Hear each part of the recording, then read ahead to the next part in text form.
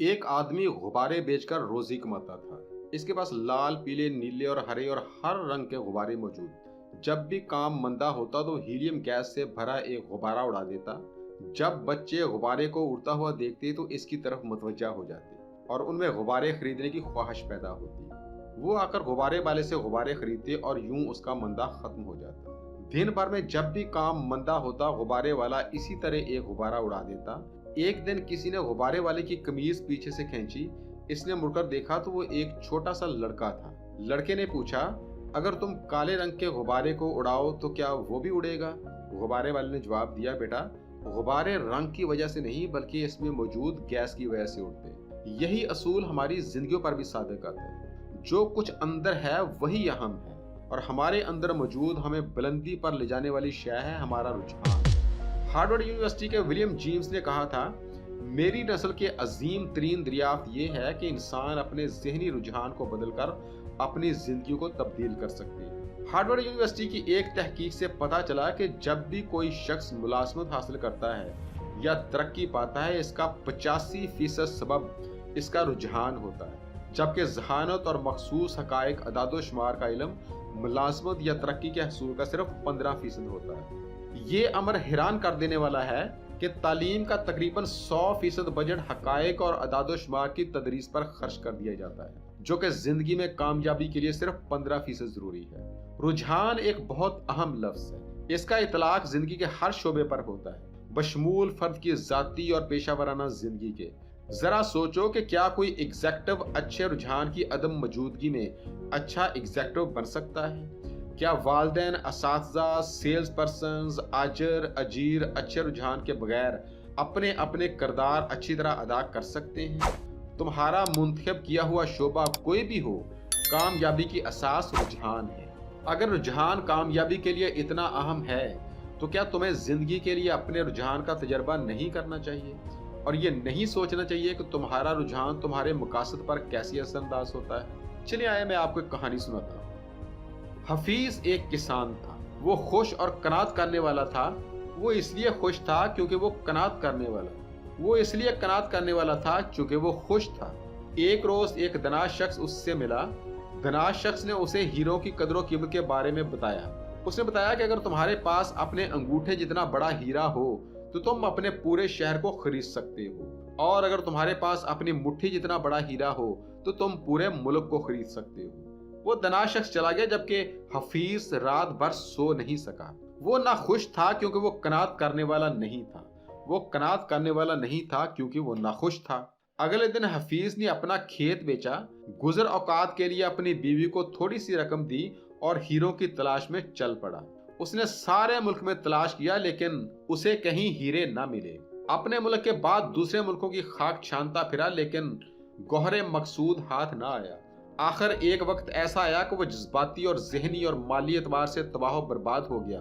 वो इतना दिल शिकस्ता हुआ कि उसने दरिया में कूदकर खुदकशी कर ली। उधर जिस शख्स ने उसका खेत खरीदा था, वो एक दिन खेत में हल चला रहा था कि हल की नोक किसी धास से टकराई। उसने जमीन खोदी तो नीचे से एक देगचा निकला जिसके अंदर चमकदार पत्थर भरे हुए थे। वो आदमी भी नहीं जानता था कि इन चमकदार पत्थरों को हीरा कहते हैं। उसने ये सोच कर के इनमें से एक पत्थर निकाल लिया कि उसे अपने घर की बैठक में सजाएगा। बाकी हीरे उसने देगचे में ही रहने दिए और देगचे को दोबारा खेत की मिट्टी खोदकर गहरा दबा दिया। घर आकर उसने वो पत्थर बैठक में एक मेंटल पीस पर सजा दिया। उसी सपहर का जिक्र है कि वो दनाश शख्स भी आ गया। उसने चमकता हुआ पत्थर देखा तो पूछा, क्या हफीज वापस आ गया है? नए मालिक ने जवाब दिया, नहीं। लेकिन ये आपने क्यों पूछा? दनाश शख्स ने कहा, ये इसलिए कि ये हीरा है। नए मालिक ने कहा, नहीं, ये तो एक महज पत्थर है जो मुझे अपने खेत से मिला है। आइए मैं आपको दिखाता हूँ, वहाँ और भी बहुत से इस तरह के पत्थर मौजूद हैं। उन्होंने जाकर मजीद पत्थर निकाले और ये परखने के लिए भिजवा दिए कि वो हीरे हैं या नहीं। परखने से पता चला कि वो पत्थर वाकई हीरे हैं। गोया वो खेत हीरों का खेत था। अब सवाल ये है कि इस कहानी से क्या सबक मिलता है? इससे हमें 6 सबक मिलते हैं। जब हमारा रुझान दुरुस्त होता है तब हमें इस हकीकत का इल्म होता है कि हम हीरों के खेत के मालिक हैं। मौका हमेशा हमारे कदमों के तले होता है। हमें उसे पाने के लिए किसी दूसरी जगह जाने की जरूरत नहीं है। जरूरत सिर्फ इस अमर की है कि हम उसे पहचान लें। हमेशा नदी के दूसरे किनारे पर उगी हुई घास ज्यादा सरसब्ज दिखाई देती है।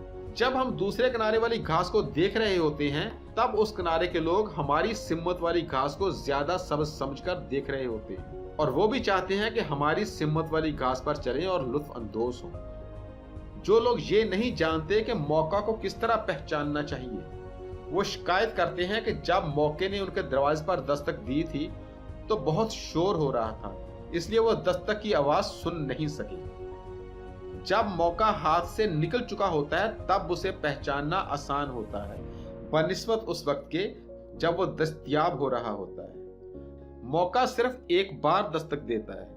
एक मौका के हाथ से निकल जाने के बाद दूसरा मौका अच्छा भी हो सकता है और बुरा भी, तहाँ वो पहले मौके जैसा बिल्कुल नहीं होता। इसलिए दुरुस्त वक्त पर दुरुस्त फैसला करना निहायत जरूरी है। गलत मौके पर किए जाने वाला दुरुस्त फैसला गलत फैसला बन जाता है। क्या आपने कभी सोचा कि बाज अफराद, अदारे और मुल्क दूसरों से ज्यादा कामयाब क्यों होते हैं? यह कोई राज की बात नहीं है। वो इसलिए कामयाब हैं क्योंकि वो ज्यादा मौसर अंदाज में सोचते और अमल करते हैं। वो इसके लिए अपने सबसे बेशकदर असासे और सरमायादारी पेश करते हैं और वो असासा है लोग। अगर लोगों से यह सवाल किया जाए कि अगर आपके पास जादू की छड़ी होती और इससे आप किसी एक ऐसी चीज को तब्दील कर सकते जो आपको बाजार में नुमाया बर्तरी दिलवा देती, पैदावार में इजाफा कर देती और मुनाफों को बढ़ा देती, तो वह चीज कौन सी होती? यकीनन उन सब का जवाब एक जैसा होता। वो कहते हैं कि वो लोगों के रुझान को बदलेगी। बेहतर रुझान वाले लोग बेहतर टीम प्लेयर और ज्यादा वफादार होते हैं। अमूमी तौर पर ऐसे लोगों की कंपनी काम करने के लिए सबसे अच्छी जगह बन जाती है। तजर्बा से पता चला है कि अफरादी वसाइल कारोबार का सबसे कीमती असासा होते हैं। लोग सरमाए और अलाते पैदावार से ज्यादा कदर कीमत रखते हैं। बदकिस्मती से अफरादी वसाइल ही सबसे ज्यादा ज़ाया होने वाले वसाइल हैं।